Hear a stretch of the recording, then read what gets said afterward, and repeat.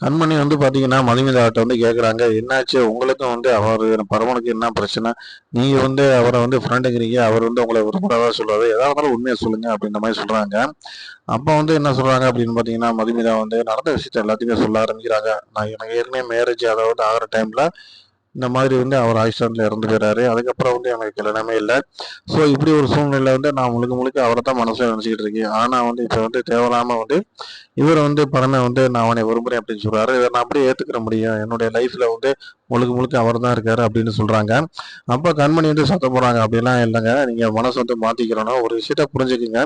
எப்பயுமே வந்து நாம வந்து ஒருத்தர லவ் பண்றோம். அந்த லவ் வந்து பிரேக்கப் ஆயிருச்சுன்னா, நாம வேற ஒருத்தர கல்யாணம் பண்ணிக்கிறது இல்லையா?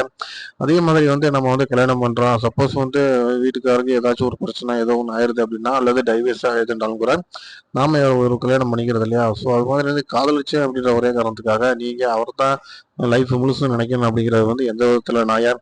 நீங்க உங்க மனச வந்து நீங்க ஏமாத்திக்கிறீங்க அப்படின்னு சொல்றாங்க.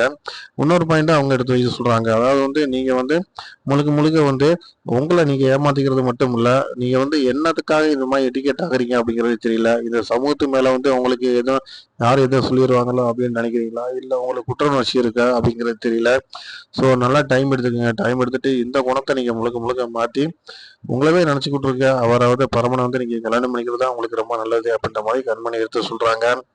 அத வந்து அவங்க சொல்றாங்க. அவங்க சொல்லும்போதே முடிஞ்ச அளவுக்கு இவங்க வந்து அவாய்ட் பண்றாங்க. பட் இருந்தாலும் மனசுக்குள்ள வந்து கண்மணி சொன்ன விஷயத்த வந்து யோசிக்க ஆரம்பிக்கிறாங்க. அதுக்கான காரணங்கள் என்ன அப்படின்னு பார்த்தீங்கன்னா, அங்க நடக்கக்கூடிய விஷயங்கள் வந்து திருவிழாவுல ஒவ்வொரு போட்டியிலயும் நடக்குது. அந்த ஆட்டிடியூட்லாம் பார்த்தீங்கன்னா, அந்த அளவுக்கு வந்து நம்ம வந்து பரமே என்ன பண்றாப்புல பார்த்தீங்கன்னா, மதுமிதா மேல வந்து ரொம்ப அன்பா, பிரியமா நடந்துக்கிறாரு.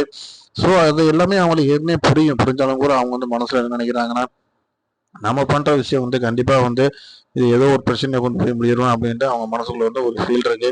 கண்மணி வந்து முழுக்க முழுக்க வந்து ஃபோக்கஸ் பண்ணி பேசியிருக்காங்க. இந்த டைம வந்து கண்டிப்பா வந்து மாறதுக்கான ஒரு வாய்ப்புகள் இருக்கு அப்படின்ட்டு. இதுக்கிடையில வந்து என்ன பண்றாங்கன்னு பார்த்தீங்கன்னா, சாமிக்கு வந்து எடுத்துட்டு போறதுக்காண்டி மலப்பரிகள எல்லாத்தையும் வந்து தலையில எடுத்து வைக்கிறாங்க.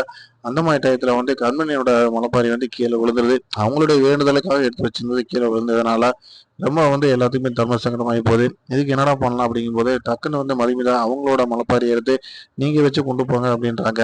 ஸோ அத வந்து கண்மணிக்கு வந்து வந்து ஆரம்பத்துல வேணாம்னாலும், அதுக்கப்புறம் வாங்கிக்கிறாங்க. அப்போ வந்து நம்ம பரமே வந்து கேட்கறாங்க, "ஏன் உன்னோட சாய்ஸ வந்து அங்க குடுக்க உனக்காக நான் அங்க இருந்தெல்லாம் கொண்டு வந்தேன்ல சிரமப்பட்டு" அப்படின்றாரு. அப்பா மதுமிதா சொல்றாங்க, "எனக்கு இது ஒண்ணும் புதுசு கிடையாதே. எனக்கு ஏற்கனவே இந்த மாரி நெறைய பிரச்சனைகள் நடந்திருக்கு. எல்லாத்துலயுமே நான் அடிபட்டுருக்கேன். அதனால எனக்கு இது ஒண்ணும் பெருசா தெரியல இந்த வலி" அப்படின்றாங்க. அவங்க சொல்லும்போது பரமே ரொம்ப கவலைப்படுறாரு. அவங்க எத வச்சு மெயின் பண்ணி சொல்றாங்க அப்படிங்கிறத வந்து பரமனால புரிஞ்சுக்கிற முடியுது.